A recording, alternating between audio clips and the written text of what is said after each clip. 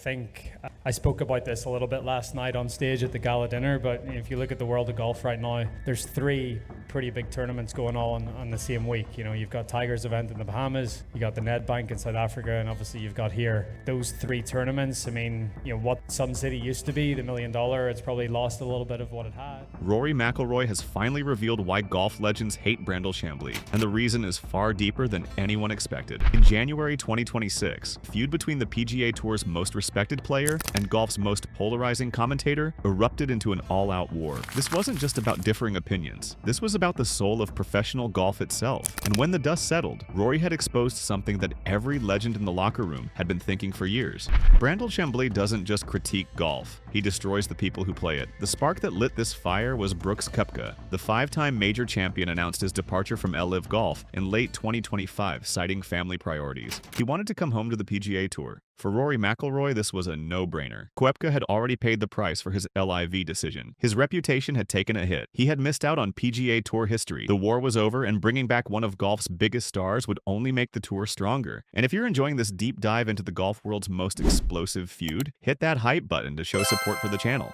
But Brandel Chamblee saw it differently, very differently. On his podcast, The Favorite Chamblee, the analyst unleashed a tirade against the idea of Koepka's return. He didn't just disagree with Rory, he called the entire concept corrosive. That word wasn't chosen lightly. Chamblee argued that allowing Brooks to come back after leaving and causing disruption to the game would send a dangerous message. The message, according to Chamblee, would be clear. The rules only apply to the expendable and not to the exceptional. And he believed that was corrosive to the integrity of the sport. Chamblee painted Koepka's potential return as a betrayal of everything the PGA Tour stood for. He positioned himself as the defender of institutional integrity, the guardian of golf's meritocratic foundations. To Chamblee, letting Koepka back without significant penalty would invite future disruptions. It would tell the next generation that loyalty is a fool's errand. But to Rory McIlroy and the players who actually compete week in and week out, Chamblee's stance wasn't about integrity at all. It was about a man who had completely lost touch with the human element of the sport. Rory had evolved significantly since 2022, when he was the most vocal critic of LIV Golf. By 2026, his position had matured. He understood that players like Koepka and Bryson DeChambeau had made business decisions for their families. They had secured generational wealth. They had taken finite earning windows and maximized them. And yes, there were consequences. Reputational damage, missed moments in PGA Tour history, lost friendships. Rory himself had stopped speaking to Sergio Garcia, once a close friend, because of the LIV split. That was real pain, real loss. But to Rory, those consequences were punishment enough. Rory's argument was pragmatic and compassionate. He said they've made the money, but they've paid their consequence in terms of reputation and some of the things they've lost by going over there. He openly stated that if bringing back Bryson DeChambeau and others made the overall tour stronger, he would be okay with it. Rory was thinking about the product, about the fans, about the future of professional golf. He was thinking like a leader who understood that the best players should compete against each other, regardless of the messy politics that had temporarily divided them. He saw the human reality. These weren't traders. They were fathers, husbands, and athletes navigating a high-pressure existence where one injury could end everything. Brandel Chamblee saw none of that. To him, Brooks Koepka wasn't a peer making a difficult family decision. He was a disruptor.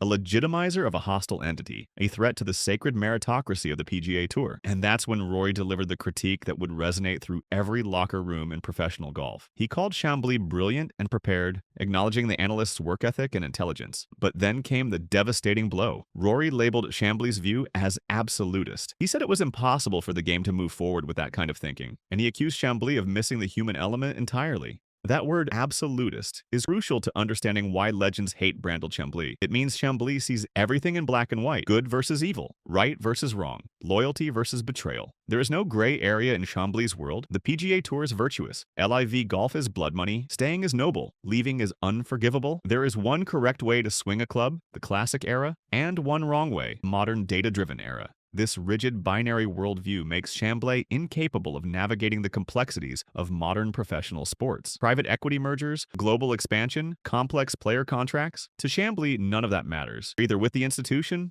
or against it. Rory's point was devastatingly simple. Chamblee uses his mountains of data and preparation not to understand the game but to prosecute players. He's like a forensic pathologist, brilliant at dissecting the corpse of a bad round to find the cause of death, but utterly incapable of understanding the life of the player who lived it. Players don't deny Chamblee's intelligence. They don't question his research. What they question is his empathy, his humanity, his willingness to see them as anything other than avatars of performance or moral failure. And that's why, despite being brilliant and prepared, Chamblee remains isolated from the locker room. But the Koepka debate is just one example of a much larger pattern. Brandel Chamblee doesn't just critique players. He manufactures villains. He identifies specific golfers who represent trends he dislikes and then systematically dismantles them over the course of a season or career. It's the villain of the season model, and it's one of the primary reasons legends despise him. Every bit of analysis about that player gets filtered through a lens of confirmation bias. Every mistake becomes proof of character flaws. Every success gets dismissed as an anomaly.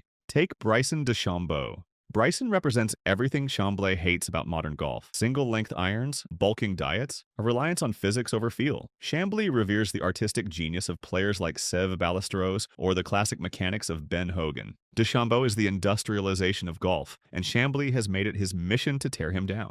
He's called Bryson a captain's nightmare for the Ryder Cup, suggesting his personality makes him toxic to team environments. He's claimed Bryson is in beta too much to be an alpha, implying that constant tinkering is weakness rather than a pursuit of excellence. This narrative creates a feedback loop. Every error DeChambeau makes is cited as proof of his flawed character. His US Open win gets treated as an anomaly, attributed to raw power overcoming bad technique rather than skill. Then there's Jon Rahm. In late 2025 and early 2026, Rahm became Chamblee's primary target. Rahm had defected to LIV in late 2023 and performed exceptionally well, finishing in the top 10 of every event he played. Despite Rahm's statistical dominance, Chamblee pushed a narrative that LIV had ruined him. When Rahm played well at the 2025 PGA Championship, Chamblee still framed the season as an indictment of LIV, refusing to give Rahm any credit. He publicly accused Rahm of self-delusion regarding his impact on merger negotiations and the state of his game. Fans and players noticed that Chamblee singled out Rahm for struggling at majors, while ignoring PGA Tour loyalists like Justin Thomas or Jordan Spieth, who missed cuts at the same events. This selective enforcement of standards reinforced the belief that Chamblee's analysis is punitive, not objective. And then there's Patrick Reed. The nemesis dynamic with Reed reached its legal apex when Chamblee's relentless focus on Reed's rule infractions, labeling him a cheater and a villain, led to a $750 million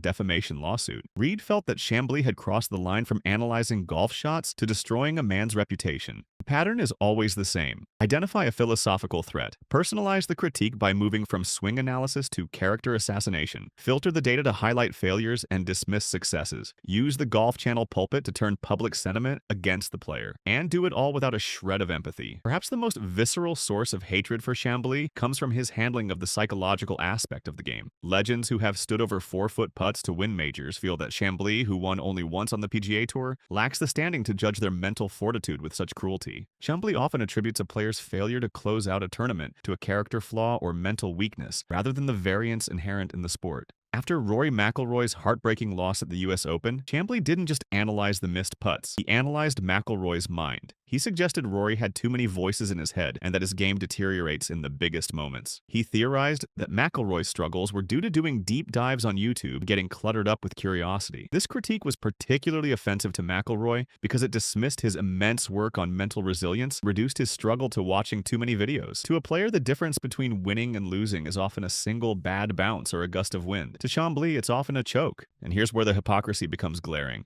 Chamblee himself was not a dominant closer. Career highlight was one win. For him to sit in judgment of a 4-time major winner's Sunday pressure management is seen as the height of arrogance. This resentment boiled over when Claude Harmon III, Brooks Koepka's coach, attacked Chamblee publicly. Harmon called Chamblee a paid actor and accused him of profiting from evil. Harmon's defense was rooted in the idea that Chamblee sits in a comfortable studio and throws stones at men in the arena. Chamblee often uses history as a weapon. He compares modern players unfavorably to Jack Nicklaus or Tiger Woods, setting an impossible standard. He's obsessed with the alpha archetype, the Tiger Woods style of domination. When modern players show vulnerability, friendliness with rivals, or admit to anxiety, Chamblee views it as a deviation from the alpha ideal. Players believe Chamblee's commentary is actively corrosive to the confidence of rivals. By constantly questioning a player's clutch gene, he creates a narrative that the player then has to answer for in press conferences, adding to the pressure they already feel. The final dimension of the conflict is generational. As golf moves into the digital age, with players building brands on YouTube, TikTok, and Instagram,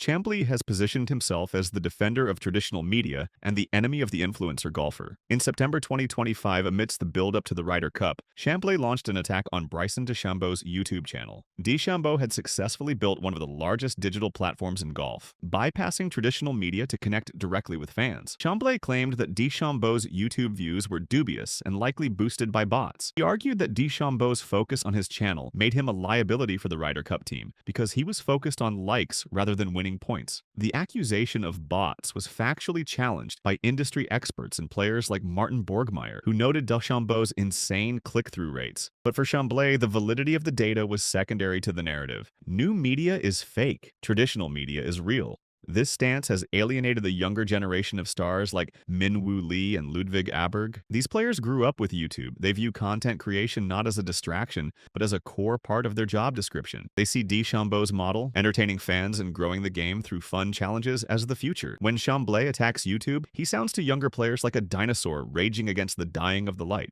By using influencer as a pejorative, Chamblee insults the business acumen of modern players. DeChambeau's response to the criticism, "I think it's great," highlighted the gap perfectly. Bryson saw the engagement as a win. Chamblee saw it as fraud. Players interpret Chamblee's hostility toward YouTube golf as an attempt to maintain his status as a gatekeeper. In the traditional model, players needed the golf channel and analysts like Chamblee to tell their stories. In the YouTube model, DeChambeau speaks directly to the audience. If fans prefer watching Bryson's matches on YouTube to watching Chamblee's analysis, Chamblee's relevance diminishes. All of this brings us to Rory McIlroy's most damning observation. Chamblee is isolated from the locker room. The hate isn't just personal, it's structural. Professional locker rooms operate on a code of mutual respect for the difficulty of the task. Analysts who are former players are expected to critique, but to do so with an underlying acknowledgement of the arena's brutality. Because Chamblee was a player, his absolutist and unempathetic critiques feel like a betrayal. He's viewed as someone who crossed the line from one of us to one of them, the media, and burned the bridge behind him.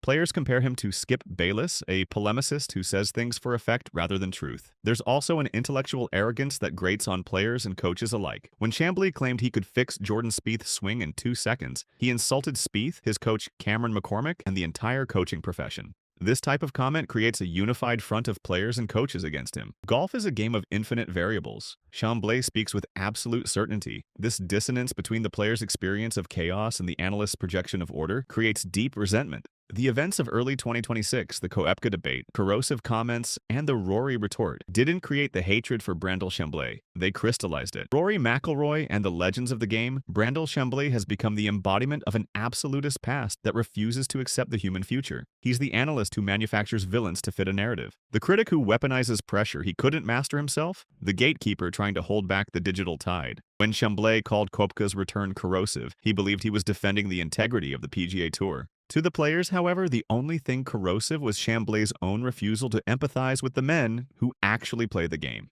As long as Chamblee prioritizes the institution over the individual and data over humanity, the isolation McIlroy spoke of will remain absolute. But here's what gives hope for golf's future. Rory McIlroy's willingness to speak out, lead with compassion and pragmatism, shows that the game is evolving. The next generation understands that golf can't move forward if its loudest voice refuses to see its humanity. They're building brands. They're creating content. They're connecting with fans in ways Chamblee never imagined, and they're doing it with a level of self-awareness and empathy that the old guard never possessed. The divide between Brandel Chamblee and the players he criticizes isn't about intelligence or preparation. It's about understanding that these are human beings, not just data points in a broadcast narrative. It's about recognizing that a father wanting to be home with his family isn't a disruptor, but a person making a choice. It's about seeing that a player who builds a YouTube channel isn't abandoning the sport, but growing it. And that's why golf legends hate Brandel Chamblee, and that's why Rory McIlroy finally decided to say it out loud. Because sometimes the most brilliant analysis in the world means nothing if it comes without a heart.